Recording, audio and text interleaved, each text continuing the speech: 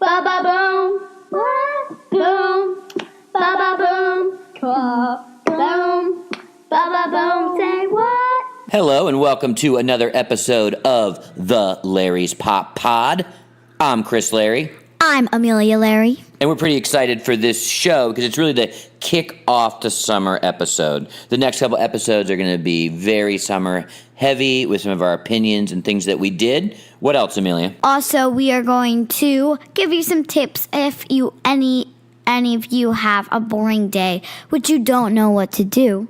Listen to our podcast. You'll get ideas. Awesome. But this week, we're actually going to be on the road a bit, and we actually have a lot of special guests. So we're going to recap your time in Fenwick Island with Uncle Joe and Aunt Dee, and Uncle Joe is going to join us for 2 segments. And we're going to have another remote submission, this time a review of the movie Jaws, very summer specific. So that's what you can look forward to in this episode. Any sneak peeks that you're excited about for people to hear in this episode? Well, I think people should really listen to the Jaws because Jaws is a horror movie. It's not your regular movie. That's right. And also, Joe and Amelia review Despicable Me 3. So let's get at it.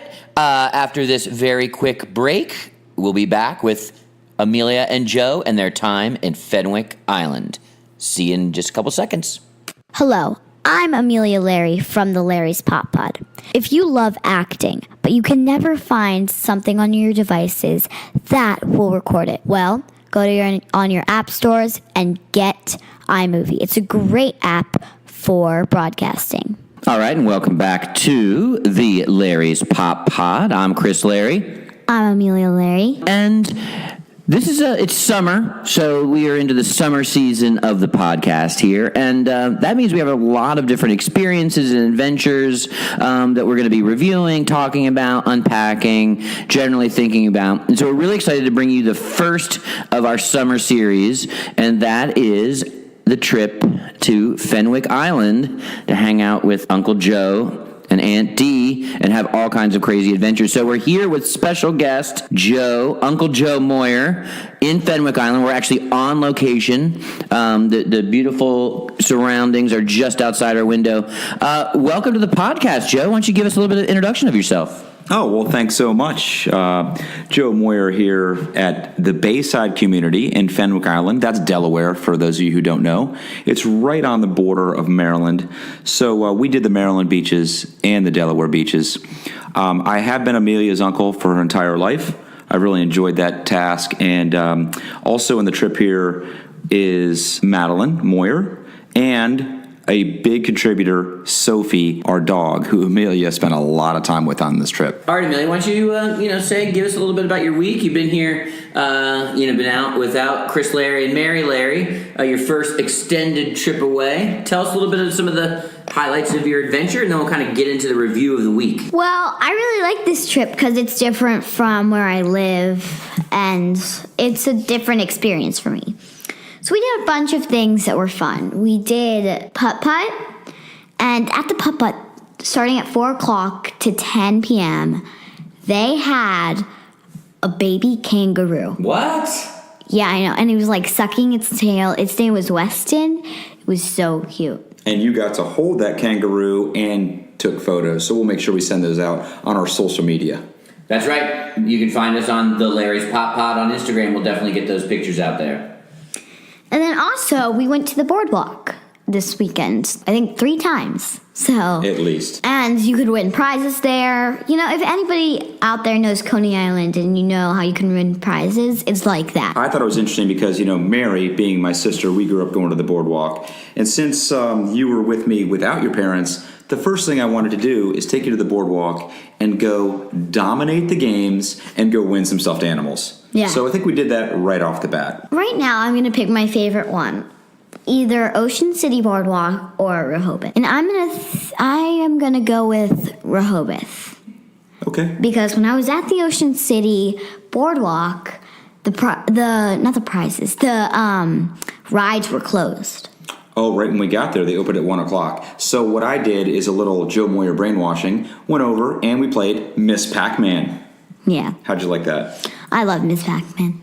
Yeah, it was a good game. So we did the Playland arcade, which has been there since your mom and I were kids, were your age. That has been there forever. It's a good, fun arcade. We won some tickets, and with tickets, what did you do with those? You could buy little toys. So. I think all your friends would enjoy that part of the boardwalk experience. And then also we went to a lot of arcades because, as you know, on boardwalks, there's games. Correct. And then, so we went to Delaware's State Park, Assateague. And Assateague has wild horses running around. And they have birds, and they have a bunch of wildlife. And you just see the wild horses eating. They might even be running. We weren't lucky enough to see them running, but it was still an amazing experience. Yeah, Assateague Island, I actually have not been there in maybe 30 years. Your mom and I went when we were kids, and we went camping. Because you can camp there, and we would hear the wild horses running by the campsite. It was actually a little scary. But to go with you was just a great reminder of our state parks and the other fun things you can do besides going to the beach and pool every day. Yeah. Now, I heard, when we came back to Fenwick Island, I heard a lot of talk about the different animals and wildlife that you've been counting, seeing, naming. You want to give us a rundown of all the wildlife you experienced on Fenwick Island? We saw 30 horses, wild horses. Okay. And we also saw, I think, 2 snowy egrets. Mm-hmm. And then we also saw a blue heron. Correct. It's on video. And we saw a deer. And we saw something that we think is a turtle swim in the water. And what did we see at the beach 30 yards off of the sand? We saw dolphins jumping. That was pretty amazing. They were a little close, even close to some of the swimmers in the water. Yeah. Yeah, I was actually here for this, and it was like there must have been a pretty big school of fish in one area. They were even jumping out of the water because the pelicans and the dolphins were hanging out there for about 90 minutes, just going to town like it was the Great American Buffet out there. So if I could just say some of my highlights from your Fenwick Island trip as your parents left, you do some different things. So some of the things that I liked were, number one, I taught you a little brainwashing, volleyball. As you know, I played a lot of volleyball, so we did some volleyball. We went putt-putting multiple times, and I witnessed your first ever hole-in-one. It was fantastic. It was legit, folks. Went right in the hole. She celebrated. We could put the picture up on Instagram. And after the putt-putt golf, we got free Ice cream. Big thing. And then just a few other things that I had to teach Amelia while she was here. I realized she's never pumped gas before. In New Jersey, I know you don't have to pump gas, so I took a video of her pumping gas for me. That was good. We played cornhole, in which she won by hitting a 3-point cornhole shot on the final play of the game to beat her Uncle Joe. At the pool at Bayside, Amelia judged a bunch of boys in a pool dunk contest that I arranged, of course. So that was a unique experience. Amelia also got to play basketball. The other thing did every day is our dog Sophie. Amelia walked her 3 times a day. We think the dog might want to go back to Brooklyn with you. Yeah, I think she would, but I have 2 cats, and she'd get scared, and those 2 cats would hiss, so. All right, so we're going to run down some of our favorite businesses that we want to talk about. I'm even going to join in on the fun on this one, but I'm going to kick it off to Amelia first. We got a list of 5. So what's your first can't miss business? Well, I think Grab and Go Taco, because their guacamole was great, and also their services were great. And I got a cheese quesadilla, which I thought was amazing. I think I agree. And you could walk right from the beach, grab your taco, and go back. It was so convenient. The second business, and one I'd highly recommend you all visit, is the Rope Walk Restaurant. It's actually in Ocean City. The reason it's fantastic is kids and adults will both love it. For kids, they have a full playground in the sand. For adults, the food and drinks are fantastic. But the number one attraction there is the sunset over the bay is unbelievable. So make sure you get there a little early in the evenings. Sometimes there's a wait, but it's worth the wait. Have a drink, play, and then view the amazing sunsets at the rope walk. Yeah, so another one here we're going to talk about is Seashell City. I know it's kind of a rhyme. So Seashell City has a bunch of toys. They have hermit crabs. And they have a bunch of things made out of shells. Like they'll have shell rings, shell jewelry. She has necklaces. A bunch of things made out of shells. That's why it's called Seashell City. I agree. And if it's a rainy day, they have a free museum upstairs of Seashell City that all kids would enjoy. My next one is I've been coming to Fenwick Island for 15 years. There's putt-putt everywhere, but my favorite putt-putt is Australian or Aussie golf. It's right off of Route 54. During the day, they have unlimited putt-putt and free ice cream when you're done. This is where we saw the kangaroo, in which the kangaroo, you paid to get a picture, and all of that money went to charity to open a preserve for wild animals here at the beaches. So I highly recommend, if you're looking for putt-putt, Aussie golf. Well, everyone knows that I like to eat. So the thing that I love that I've actually experienced multiple times in our trips to Fenwick Island was Billy's Subs. It's also right on the beach. Their main location, or at least a location, is right where we often set up on the beach here. So you can go back and forth there, grab your subs, and have a great lunch. They are huge. The large is literally 16 inches, and their small, quote unquote, air quotes all around, is 8 inches. They have all kinds of toppings. It's all fresh. It's all made right there. And I also love a little bit of the histories of Billy's. This goes all the way back to the 50s. In fact, by the 1980s, there were Billy Subs all up and down the East Coast, including all the way to Key Largo, Florida. But now they're concentrating just on this area, their hometown area, and making sure that their couple of sub shops here are top notch. And let me tell you, they are top notch. So if you're coming down to this area, those are some things that we love to do and that we experienced. But let's wrap it up here and talk about like your recap of the week, what it was like. You know, we got into a lot of specifics, but what it was like to hang out together and just, be buddies at Fenwick Island. Well, I thought this trip was really fun because the only time that I remember that I was here was last year. Only one time. So we got to do a bunch of different things as we listed. So yeah, it was different for me and it was exciting. And for me, of course, it was great hanging out with my niece. My kids are almost 22 and 19 now. So having an 8-year-old around was so much fun. And there's so many things to do. But overall, the beach, the pool, and all the activities were fantastic.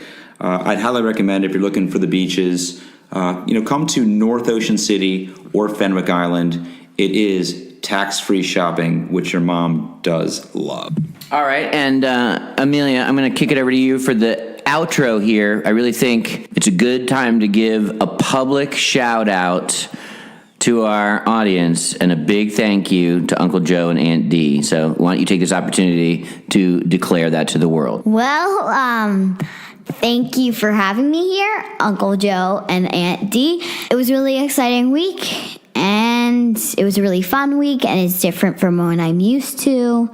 So yeah, thank you. Will you be back? I will definitely have you back. You're welcome. Your whole family is welcome anytime. We enjoyed having you right on the beach for the 4th of July fireworks. It's a great memory for me. And it's just the start of the summer, so I cannot wait to hear about the rest of your adventures. All right, you'll be hearing of those as the summer continues. Endless Summer here 2017. We'll be right back. Thank you. Hi, I'm Amelia Larry from the Larry's Pop Pod. Did you know you can find us on your favorite podcasting apps? Look for the Larry's Pop Pod on iTunes, Google Play Store, and Stitcher. You can see links in the show description. Bye-bye. Hello, and welcome to another segment of the Larry's Pop Pod. I'm going to turn it over to Amelia Larry right now and our special in-house guest, Joe Moyer, and they're going to discuss their views on Despicable Me 3. Be aware, this will be a spoiler-heavy segment. So if you have not yet seen Despicable Me 3 or you don't want it spoiled, you need to turn this off now. go see the movie, and come back for Amelia and Joe's impressions. But you have been warned.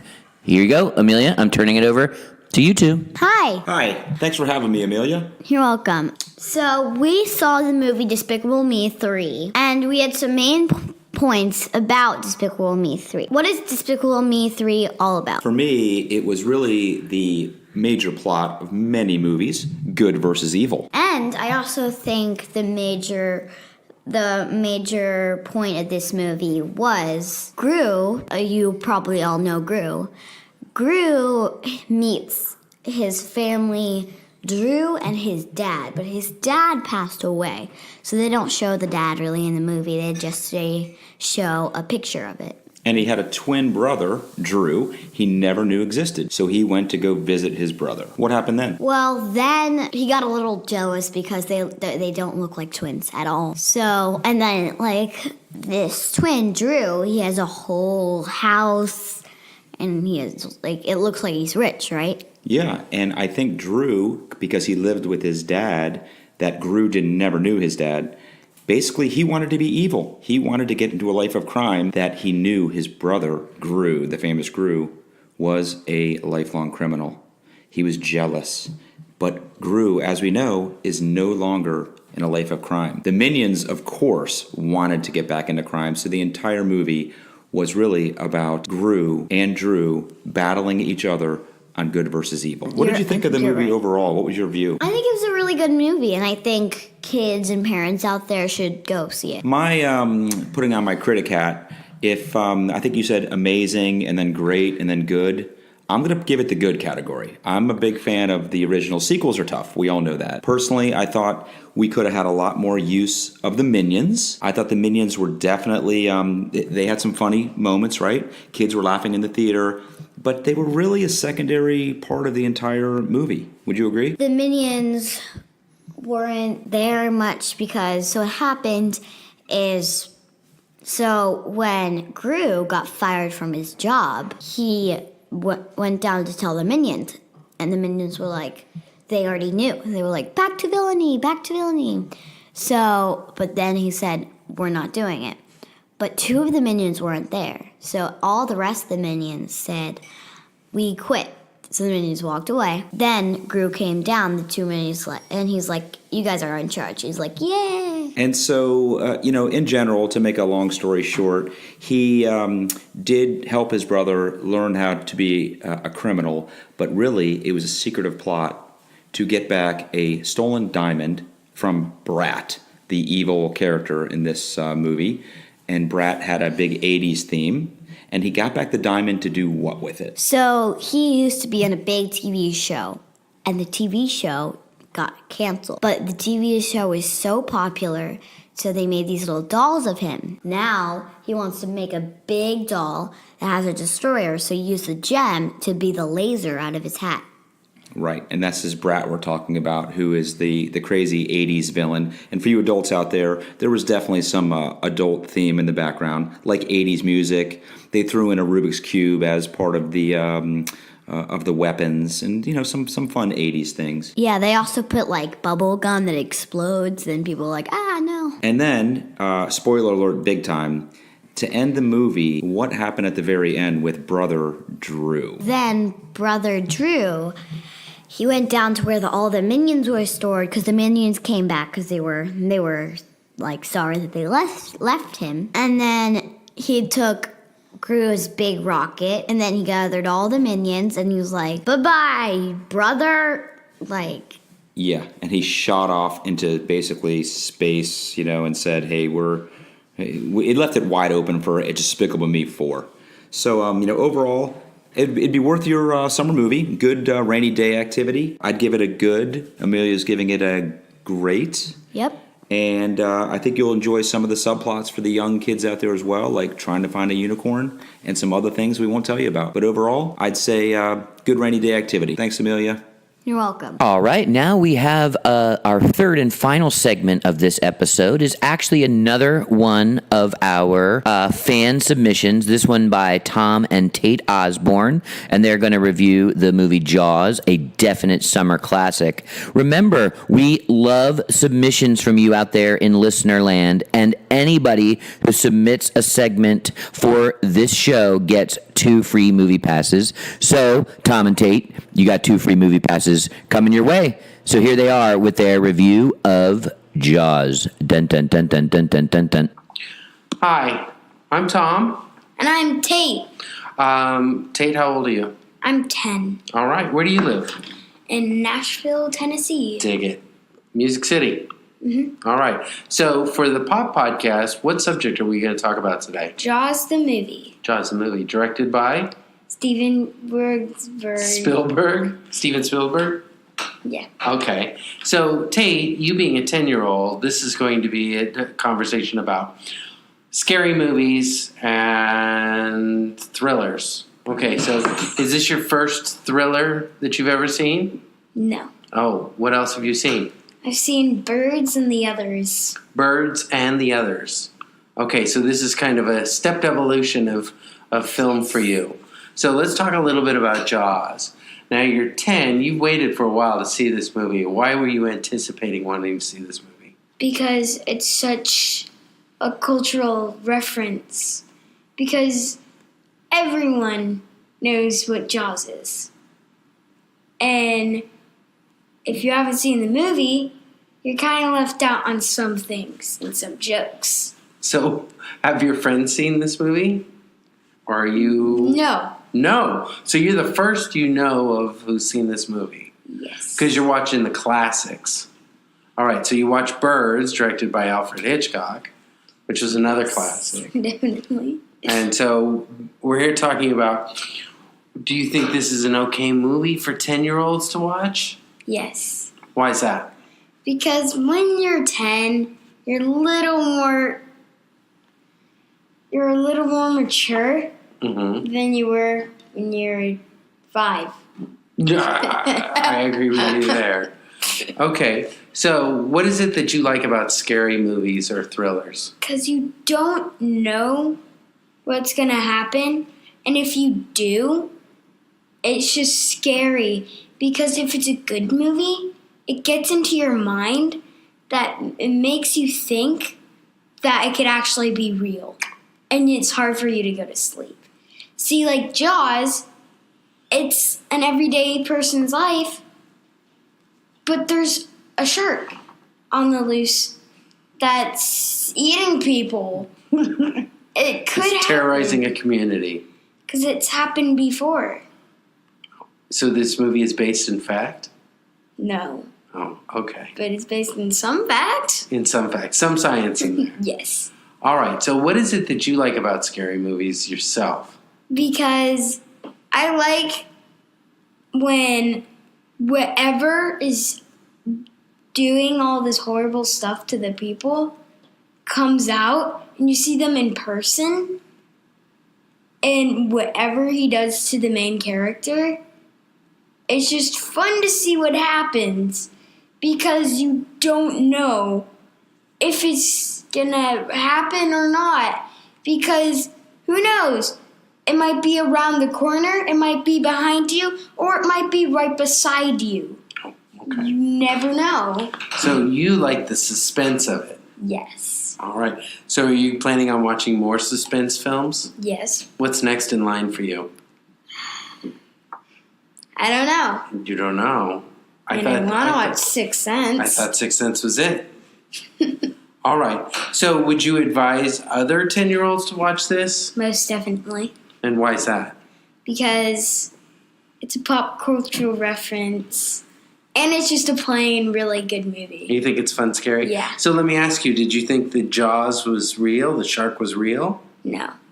Because there wouldn't be a giant shark with that giant mouth going around eating a bunch of people. I mean, there's not that many shark attacks in the world. To justify a whole movie about it. I mean, there's some science. So this movie was filmed 40 years ago. And so it caused a huge uproar. It was the biggest grossing film of that year.